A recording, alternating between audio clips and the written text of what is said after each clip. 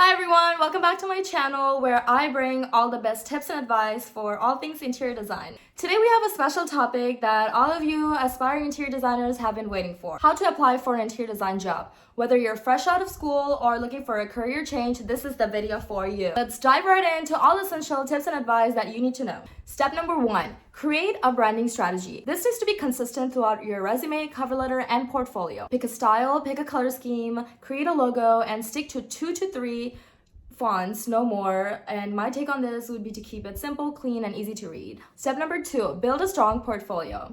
Create a compelling portfolio that showcases your skills and creativity as a designer. And you can do this using software such as InDesign, Photoshop, or even Canva, which is free to use. Now let's talk about a few tips on how you should design the portfolio, how to lay out the pages, things like that. First, create a cover page, and on the cover page you can either add your logo that you created or even add your name and then title it Interior Design Portfolio. You can add the year, say Interior Design Portfolio 2023, but I don't like to add the year because you never know, you might need to use it on a different year and you don't want to have to go back and change and edit and go through all that trouble. Or you can even come up with a unique design that ties in with the branding of your portfolio. Create a content page and highlight everything that's included in your portfolio. Add page numbers. Treat it like an editorial magazine or a book. I mean, show some personality, but keep it professional at the same time, if you know what I mean. Showcase your computer skills by adding rendering, sketches, and diagrams to illustrate the design process and try to show the different phases of design from beginning to end.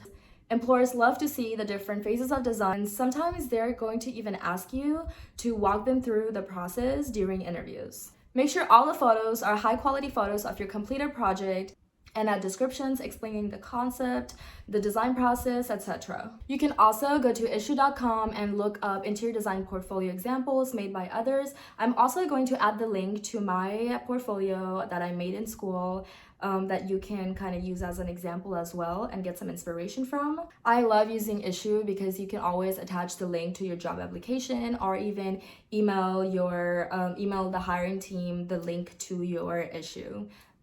The link to your issue portfolio. It's super easy to view for employers or the hiring team. Sometimes I don't like attaching the PDF files because it might be too large to even send. Step number 3, create a well-designed and an updated resume. Make sure your resume is tailored to the job that you're applying for. Include your contact information, education, experience, skills, and references. Try to fit everything in one page, and if it doesn't fit, I recommend adding an additional page for the references. Let's get into what goes under each category. For contact information, add your email and phone number. Sometimes you can even include the city you're in and you don't have to include the entire address. In this way, they know how to reach out to you if you're selected for an interview. Under education, add the degree you received in, the college you received it from, the year you graduated, and you don't even have to include the year you started if you don't want to. Don't forget to add your minors if you have any. If you received any other relevant certification in interior design, whether in high school or maybe through a trade school, make sure to put that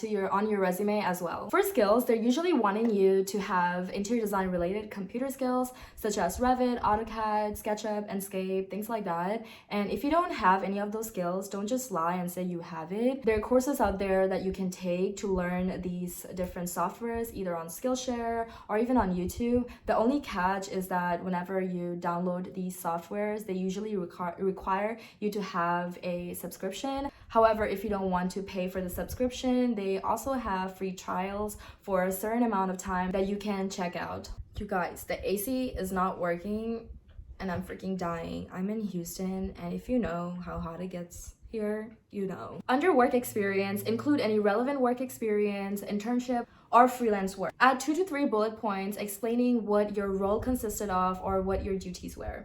Make sure to tie it back to interior design as much as you can and use the qualifications from the job posting. So for example, if you worked at a clothing store, talk about how you had to use a floor plan given to you to lay out all the racks and tables on the sales floor. And you had to organize everything according to a certain color scheme, style, texture, material, etc. Did you see what I did there? I literally used key terms from interior design such as organization, style, texture, material, color, things like that. And that shows that you have knowledge, you have relevant experience, and you know what you're talking about. And if you didn't work at a clothing store and you had a different work experience, just go on ChatGPT and ask how you can relate your job experience to interior design. Work smart, not hard. Step number 4, you need a customized cover letter that explains why you're a great fit for the job. Start with a general cover letter that explains why you're a great fit. You can use ChatGPT to help you with a template that you can start with. When searching on ChatGPT, use keywords such as your experience, your skills, and anything that you want to include in the cover letter. One important thing to include would be why you deserve this position. That should generate a very well-written letter that you can revise and make it your own. Make sure you're doing some research on the firm you're applying to and talk about your values and how they align with them. That leads me to my next step. Step number 5, research potential employers. Researching interior design firms and companies is super important before sending out your application. Understand their design style, values, and the recent projects that they're working on. This information will help you tailor your application and show that you're genuinely interested in working for them. Number 6, network and attend industry events. Networking is essential for the interior design industry. Attend events, join different organizations, and connect with designers and professionals. Networking can open up doors to job opportunities and even mentorship. You can also do this through events your school or college organizes. And if you're not in school, you can look up different communities and groups on Facebook or even events on Eventbrite that are related to the interior design industry. You never know what kind of new opportunities this can bring to you. You can also create business cards to take with you to these events and give it to the professionals that you are meeting. Remember the branding strategy that I was asking you to create in the beginning of this video? Yeah, now you can use that logo and add it to the business cards and just include your contact number and your email. In this way, people you're connecting with will remember to reach out to you, and also they will contact you if they come across an opportunity for you. I personally used this method at a networking event, and I was able to connect with a owner of a design firm, and she gave me the opportunity to visit her firm and kind of get a feel of the day-to-day life of an interior design and what it would look like for me when I start my job. Step number 7, apply strategically. Apply online through company websites or job boards such as Indeed, Glassdoor, or even LinkedIn.